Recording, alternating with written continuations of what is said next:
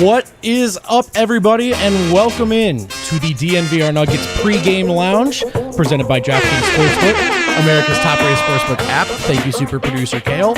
As you'll notice, it's a bit of a different cast tonight. Adam Mars is off. Eric Weedham is lost. No, he's at the game, actually. We hope he has fun. One current coworker, but also a couple of former coworkers here tonight. Got the band back together. TJ McBride, Saturday night at the DNVR bar.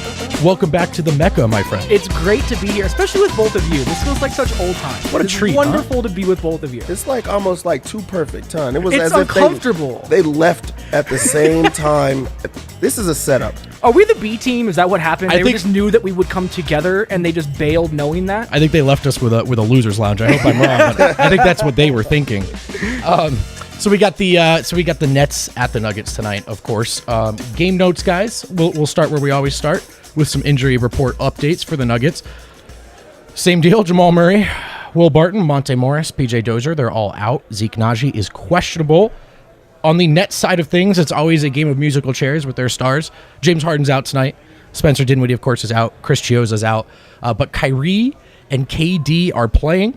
We'll just start with initial thoughts. TJ, it's a tough back-to-back here. Can the Nuggets rebound against what's probably the most talented team in the league? They absolutely can. I mean, we've seen this team thrive in the chaos of complete insurmountable odds. That's what they do. This is where they feel the most at home, which is a very uncomfortable statement because you shouldn't be your best when everything is going wrong. But Denver has a very strong aptitude for those types of games. That being said, though, I'm still in the boat that Denver should be resting if they can. I know Jokić hates it. You know what? We just got an injury update from the Denver Nuggets. Aaron Gordon, right calf tightness. Yep. He's out for this game. That's a rest. I have not heard anything about a calf, anything from Aaron Gordon, which isn't surprising. We're at the later stages of the season. Everybody is somewhat banged up in some capacity, but that feels like a rest move, not a let's worry about Aaron Gordon and the future of what he can bring to the team. That's how I feel about this one. What do you think, Dev?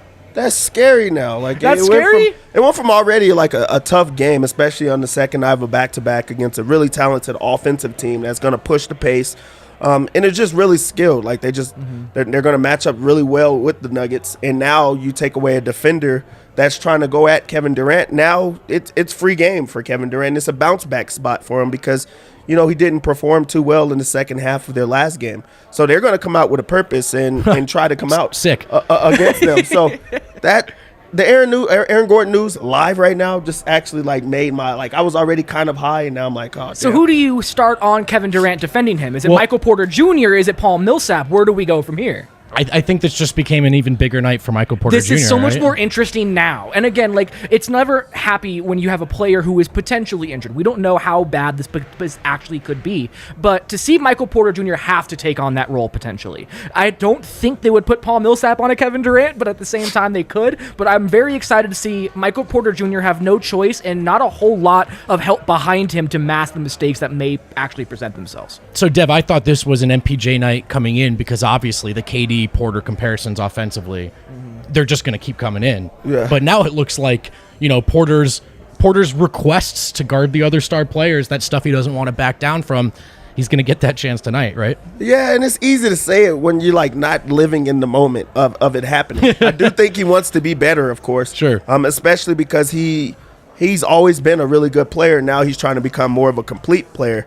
But when you're like live and going through having to go against a really good player one night and then you wake up and you have to go against Kevin Durant the next night, that's rough to ask for anyone to do, especially a person that has to do so much offensively and now has to take on the whole role of guarding Kevin Durant. I'm excited about that, though, because this is the role that we envision for him going forward. This is what the Nuggets want to see from him, is someone who not only is an offensive stud, but someone who has the ability to at least contain. You don't have to shut down Kevin Durant. No one shuts down Kevin Durant. You're not. But you can at least make things somewhat more difficult using the physical skills and the abilities that he has. And to have him put front and center in that way, it's going to be very informative for people tonight, I think, to see where Michael Porter is at.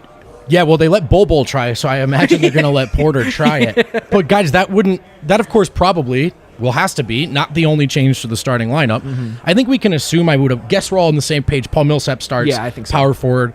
Porter probably slides back to the 3 would be my guess, guys. agree. And then does Denver Nuggets legend Austin Rivers, does he get a start tonight, Dev? I'm going to check right now, but is that on the table? I would say yes. Yeah. Like, it just makes sense, especially just bringing him in, and they clearly have needed him. They clearly have went to him, and he's playing big minutes, especially with Dozier out right now. So why not? Like, you give it a try. Also, you're trying to match the other team. You try to match them. You bring in some type of scoring, especially with Michael Porter Jr. going to have to do things on the defensive end. You need some type of scoring technique on the offensive side. I completely agree with this. And at the same time, Austin Rivers has earned this, right? Like, Austin Rivers has consistently played the way the Denver Nuggets need him to. Not necessarily what we have known from him, but the way the Nuggets need him to be able to succeed. And he's done it and has put so much effort in towards that, and his shots have started falling in the past couple games. Why not give him that, ode of, we have seen what you have put towards us and how much you have given us. Let's give him that opportunity to start and to shine that much more. I think it's the right decision. Let's play devil's advocate. Together at times, Facu and Shaq Harrison, they've been little terrors defensively. Do you go with that dynamic, especially, of course, with Kyrie playing? I would rather have one of Facu and Shaq on the floor at all times. So having them separated to have that defensive intensity at the point of attack, which has been a very important aspect of the Nuggets winning in recent times, is something that I would personally want. Yeah, I think you have to have those guys in. You have to give Kyrie Irving as many different looks as you can. Yeah. And plus, he's already going to feel like it's disrespectful no matter who's guarding him. That's just the type of offensive mind that Kyrie is. It doesn't matter who it is. But he's especially going to try to go at Facu and especially try to go at Shaq. But I think what's so hilarious is that Facu is going to he's not going to back down. He's going to be ready for that. This might be a game that you're going to see, like, at the end, Kyrie picks up a quick technical, or he's or trying to fight him or anything. I was just thinking that. We've already seen him already pissed off with this Nuggets team. And now you bring in Facu. So we do officially have the starters. It's actually no Paul Millsap. We have Austin Rivers sliding into the 2 and JaMychal Green. Interesting. Okay, so according to this comment, it would be Rivers and Green. I'm not sure. I haven't been able to confirm that on Twitter, Kale. A little hard to do both. I'll double check, but that would be an interesting choice. I don't know. It just seems to me like Malone would lean on Millsap, but we'll see. Maybe that comment. I do like the idea of bringing right. Green off, though, to have that extra spacing, because, again, Austin Rivers, while he's hitting shots recently, he's not necessarily a guy you can rely on and is going to be threatening. JaMychal Green has been more of that guy. So it makes sense to me. Let's move on, guys. Let's talk about Denver's opponent tonight. The Brooklyn Nets they're kind of White Walker-esque, right? Insofar as, have they arrived yet? Well, they haven't really played together much on the court, but at this point, we all know it's coming. Yes. And they seem like the biggest danger to really any team's title hopes right now. Let's just talk broadly about the East, Dev. I mean, at this point, Brooklyn's been talked about as a shoo-in to the finals, and I think they should be overwhelming favorites if healthy. But is that putting the, what's the expression, putting the horse in front of the cart a little bit? Are we getting ahead of ourselves? Absolutely. Oh, wow. Absolutely. Yes. This is an offensive-only team. When you watch these, this Brooklyn team, other teams' big men eat them alive. They have no chance against Giannis. Like, if you've been watching them lately, the last 2 weeks, they play like 2 times back-to-back. Giannis did whatever the hell he wanted with them. He put up like 49 points one night. He gets like a 38 points the next night or something. Like, he does not care, and those type of people they don't care. And the East is really good with their big men, so people are going to try to attack them. We also have no chemistry with James Harden being incorporated into that. There's really not a bench over there. It's Kyrie and Kevin Durant. And not, you don't wish like an injury on anyone, but they're injury prone type of players that, like, in the playoffs, anything could happen. So you don't have much behind them, and that's going to be rough. And to follow on your point about the defense takes chemistry. You have to play together to understand how people rotate and what actually goes into those nuances of defensive coverage. And they don't have that. Like, you're going to have to completely restart defensively when you have everybody back together, which has been such a rare occasion. That is one thing about Brooklyn. I mean, their role players are good. It would be one thing if their role players were really bad. Yeah. You could lean on that. But for as unguardable as they should be in their final form, they should have a very hard time guarding the best offenses around the league. So 100%. And Embiid, I mean, yes. Look, in Denver, we've got our opinions. We've got our guy. We want him to win MVP. in my opinion, and I think objectively, the closest guy to him when healthy at any level this year was Embiid. Oh, yeah, he's the number 2 center unquestionably, and he is going to cause terror for that Nets team, like you said. I don't know what they do with him. I have no idea. I have no idea. So the thing with Brooklyn is they're just going to try to outscore you. I mean, that's the object of the game. We're going to go as fast as we can. We have really talented offensive players that you're going to have to put up, 150 a night if you're going to try to beat us, because we're not trying to stop you, but you definitely can't stop us. So it's not to say like Brooklyn is in trouble, because they have, 3 of the best ISO players in the NBA. Those are the top 3 ISO players like ever on the same exact team. So you're going to have a hard time trying to score. I mean, trying to stop them. But you're also going to be able to score. So if your shot's falling, you have a good night. But you also have a big man, and Embiid's going to have like his way with them. Giannis will have his way with them.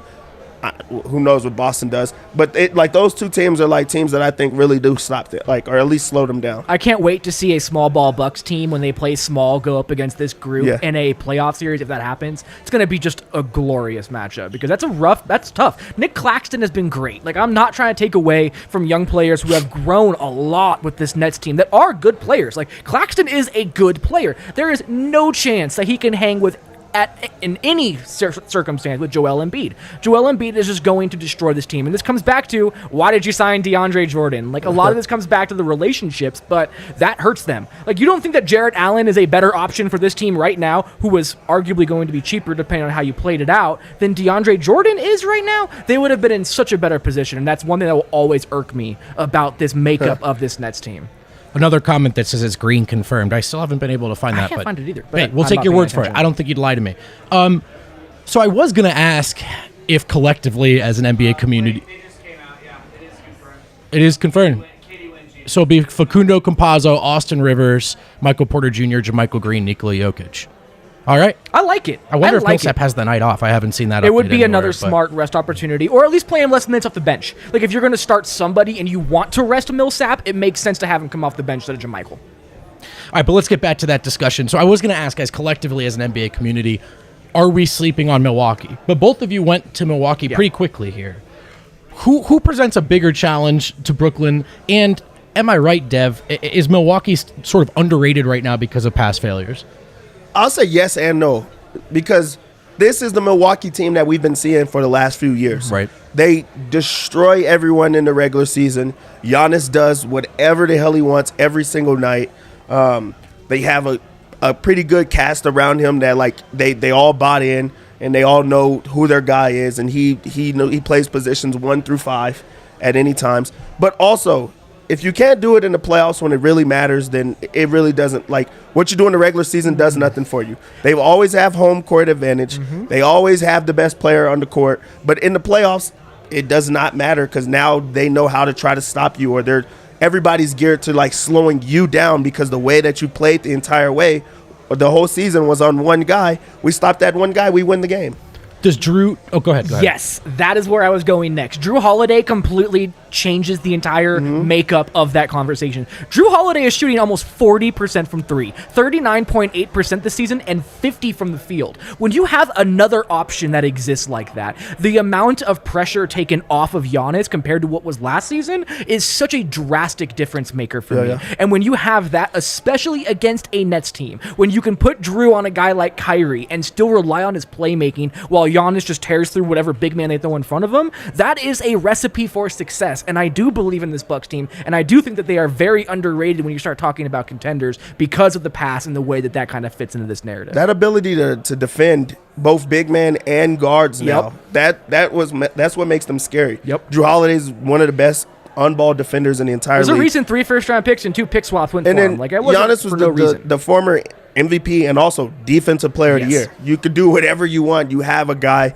that can match up with Durant and with Kyrie Irving, and that's scary. Yeah. Part of me, I'm not covering the Bucks, so I'm naive, but just based off the noise I hear out of Milwaukee, part of me wonders, do you wait to feel differently about Milwaukee until maybe there's a coaching change there? Just insofar as the approach has maybe been a little bit... It was the same conversation last year. Like, are we... Like, there is a stylistic aspect of playing with a star player that has to fit their mold. And Giannis fits a more rugged, get down dirty, and have to fight for what you're winning mold, in my opinion. So I don't know if just changing coaches is going to work, because they've tried this, and that's not going to completely alter who he is at the essence of how he dominates an NBA game. So I think part of it is they had a matchup frustration, it seemed like, last year. It wasn't the same. They had to really deal with stuff that was outside of their ability to handle it. But Drew Holiday being this year changes that, in my opinion. So I get what you're saying, but I still feel so high on this Bucks team, especially because Giannis is playing better than he's played all season long right now. All right, let's move. We'll sort of stay in the playoff talk side of things, guys, but we're going to talk about the Nuggets, because that's what we do on this show. And right now it looks like they are slotted, but it looks like statistically they're likely to be slotted with Dallas in the first round. Dev, I'll frame the question this way. I just talked about this on the Denver Sports Podcast as we went over the Avs and Nuggets' most favorable matchups in the first round. Where do the Mavericks rank in your hierarchy of optimal first-round matchups? I like going against the Mavericks more than like Portland or these other teams. And it's the ability to not have to go against Damian Lillard. McCollum is healthy.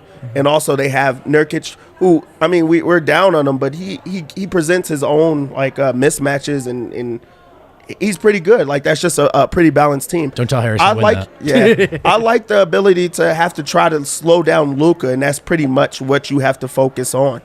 There's other guys around him. They also buy in, but it's not the same type of like level and guys around him as per se Portland or these other teams that are in the West. I would try to go against Luka first, slow him down, give him different looks. He's also a player that like he's not shooting the ball as well as we think he is and he could. But I just think that having a person that's just one star opposed to a complete team is a lot scarier. And let's compare Portland and Dallas. When you start talking about the matchups, Damian Lillard and Luka, they're not the same threat, obviously, but they're similarly terrifying. Sure, so, you can kind of, have a wash exist there. Who on Dallas defends Nikola Jokic? Dwight Howard? Yeah, that's Willie Cauley-Stein? Kristaps? Like, that's where I end up leaning Dallas. Yusuf Nurkic is a better defender against Nikola Jokic than any of those three guys. That's a fair point. And that alone, for me, is just such a mismatch for Denver to always utilize whenever they want to. Also, the Nuggets have an answer for Dallas. They have Aaron Gordon. Yeah, that's what I was who they brought in. There's an answer.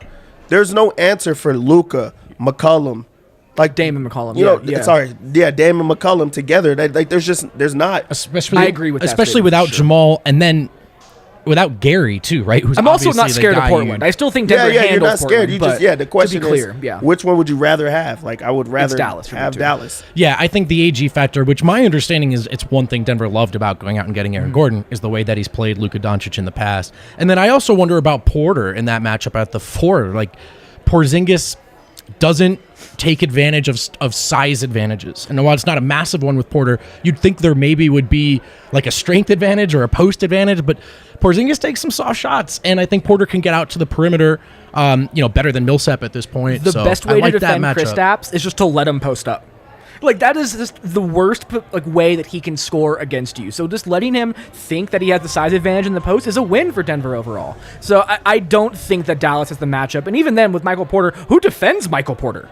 Like, who has the ability to keep up with him in open space or down low with his size? And it's maybe Dorian Finney-Smith, maybe? And that's just a terrible matchup for Dallas as well. And Dallas's leader is still young. I mean, he looks incredible, but it's rare for a guy that young to lead teams on deep playoff runs. Not everyone's Jokic, guys. Not everyone's Jokic. So Dallas won in terms of preferred for you, Deb, Yes. and you're at that. And at I'm in Portland, the same boat, yeah. how close are we to is there any level of injured the Lakers can be where you would go, give me this matchup? No, 0. If LeBron James exists, I want nothing part of that matchup. It just is what it is. Especially with a chip on his shoulder. Yeah. Type of Laker team. He's not going to come in and like try to ramp himself up or anything like that. He has a chip on his shoulder. That team is still pretty good. We just saw that the other night. Like, they still have the blueprint against the Nuggets as well. You don't want to play against Anthony Davis and LeBron James. Like, nobody is looking for that. Nobody. And Portland, I wonder, is there, if you get through Portland in the first round, isn't that like a great way to just sort of get into that playoff mindset right away? So you're down some key guys. You're trying to remind yourself the goals haven't changed. What better way than to look at the guys that bounced you, the guys that have talked some shit publicly on Twitter. Yeah. I think you're looking at Portland sort of licking your chops in that way if you're Denver. Well, no? if you can beat Dame in the first round, you're going to feel good about yourself because Dame alone is such a force of nature, especially in these like big moment circumstances. That just overcoming that is going to feel a sigh of relief and allow you to move on with that correct mindset. I think you're right about that. Let's move to the bets, guys. It's everyone's favorite time of the show. We're going to open up the DraftKings Sportsbook, America's top-rated sportsbook app. We're going to ask for some locks. Dev's going to give at least one that'll be wrong and at least one that's about the other team. You seem to have got me down. You seem to have me down on this. TJ, have you been doing any of the betting? No, none. See, well, this is I like my money where in I my have to pocket, actually bounce back because I have not been doing too well. Really? So I owe these. You used to people. be very good at this. I wonder what has shifted. No, there's up and downs to the season. I was on fire for a little bit. He was, actually. I was on fire, and then I don't know what happened. So I got to bounce back. Shoot or shoot. So just looking at it, it's 3. The line is 3, which is wild because it started at 3.5. Aaron Gordon news comes out. That was a half a point difference right there. Yep. But it's the other way. So I don't understand that. It's very bizarre. Yeah, that's a wild Hammering one. the Nuggets against the Nets is a very confusing bet, but hey, more power to him. The thing about this line also is just to take in consideration what Malone is going to do with this game. Does he punt it and rest his guys? Does he go all out effort? The main objective right now until the end of the season is keeping guys healthy, getting guys back healthy. This might not be a game that you desperately need. It's also a televised game. This is NBA TV, late game. We already know how the Nuggets play in these type of games. I feel comfortable with Brooklyn. I would actually go Brooklyn in this one. Yeah. Just because I think that it's the second night of a back-to-back. Brooklyn has something to play for. They're trying to get chemistry. The Nuggets have nothing to play for right now. It's pretty much as close to a lock as you can against Mavericks. This is the easiest loss you can take as the Nuggets. You're talking about standings, talking about tiebreakers. Eastern Conference team, when you've already won more games than you should have, this is a game that is definitely not as needed for Denver. I feel like the goal at this point, especially on a back-to-back, if you're Denver, winning the game means getting through it healthy. Yep, that's it. And that's really that's really where they're at. Yep, so now we go over to the player props. Ooh. The player prop that stands out, my first thing that I do at this time is go straight to Jokić to see what type of game they think he's going to have. Right now they have him at 26.5, which is lower than what it typically is. And I don't know how, because if they play the full game, there's no way Jokić doesn't just destroy. Because who can guard him? They're going to probably put Blake Griffin on him. They'll try DeAndre Jordan. I don't Fine. know. I don't. Fine. But again, they're going to double probably. So the ball will be out of his hands. Can they double? Have you seen that They're gonna defensive try. team? Can they double? So yeah, that's one that stands out to me is Jokić. But the lock is Michael Porter Jr. We already know this is a type of game for him. It's an up and down. It's against Kevin Durant, and we already know those type of I feel like he's going to challenge himself. 23.5. Ooh. That's I feel like that's a lock. That's a good line, what that is. Super chat here from Scott. 50-point game tonight is my bet. Wow. Do I get a Jokić MVP shirt? Sure, Scott. Yeah, if he gets 50, 100%. Dad's away. That's a win. yeah. No rules, no parents, Scott, no rules. yes. Listen, I will personally get it for you if that happens. I'm here for it. I agree with this notion that MPJ is going to look at this why should it not be a call my own number game tonight? I disagree with both of you so entirely on Oh, Michael wow. Porter tonight. Kevin Durant's going to take this a little personal. Oh, absolutely. No, we're not That's up to a that scary side yet. proposition here. Dev You haven't hasn't been got- on this show. Yeah, Dev is building up. Yeah, this is the build up. Also, with this, the Nuggets cannot stop the 3-point line, just at all. Joe Harris is on the other team. His points are at 12.5. There's no way he doesn't at least already hit 4 threes. They only have him at 2.5 threes, too. So take it. That's the one you take. That's crazy. Take that. He's going to hit 4 tonight. He's going to hit 4 Minimum. threes. So there goes a lock for sure. If you're doubling Jokić, he's going to be wide open tonight. Kyrie Irving, Kevin Durant. Kevin Durant's points is at 29.5. It's a bounce back game. Yeah, it is a bounce It's a hammering bounce that back over. It's a game for him. personal game. Brooklyn has not been winning games lately. They need to basically, it's a nationally televised game. Hammer. I mean, hammer. And Porter with no rim protection behind him. You can hammer it. You want to talk about a lock? You could steal money out of your grandma's purse. We don't necessarily recommend it, but He does not. Take the money out of your grandma's purse, put the bet in, and then put it back. You put it back with interest because I'm the good guy. How much interest are you paying, though? That's the real question. I'm the good guy. Well, I mean, it's Kevin Durant. Like, it depends how you feel about the Kevin about Durant. the interest for stealing grandmother's money. I'm just here to cape for all grandmothers everywhere. Sorry, continue And your it's point. Mother's Day tomorrow. Huh? What is happening here? You over here trying to cape for this good But yeah, idea I think Kevin Durant goes off. I really do. I think agree, he goes I off. agree. It could be the points, rebounds, and assists. That's at 43.5. I feel like he's going to score 40 points. Yeah. 43.5 is pretty easy. Is there anything else that stands out to you? All right, fellas, I'm going to the rebound section. I got one that's fun, one that's not so fun. As it's been brought to my attention by some smart folks, Michael Porter Jr.'s rebounding without Jamal Murray, it's gone down.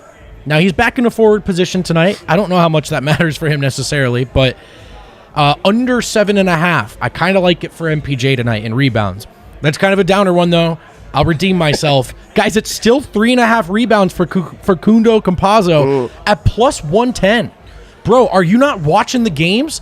This is rebounding extraordinaire, Facundo Campazzo. And not only that, all the three-pointers tonight are going to be very rampant. You're going to have all the long rebound opportunities. It's going to be a lot of shots put up also. Like, this is just a team that they really don't try to get stops. They're shooting the ball. It's ISO heavy. Yep. It's if you're not around the rim, you're going to get a rebound if there's a miss. I like that. All right, guys. Some good bets for you. Some money in the bank for you already. Nice start to your Saturday night. Hey, hopefully, it's a winner's lounge. It'll be the three of us again hanging out the DNVR bar. Vibe should be immaculate. Stick with us. We'll talk to you after the game. Enjoy the game. Go Nuggets.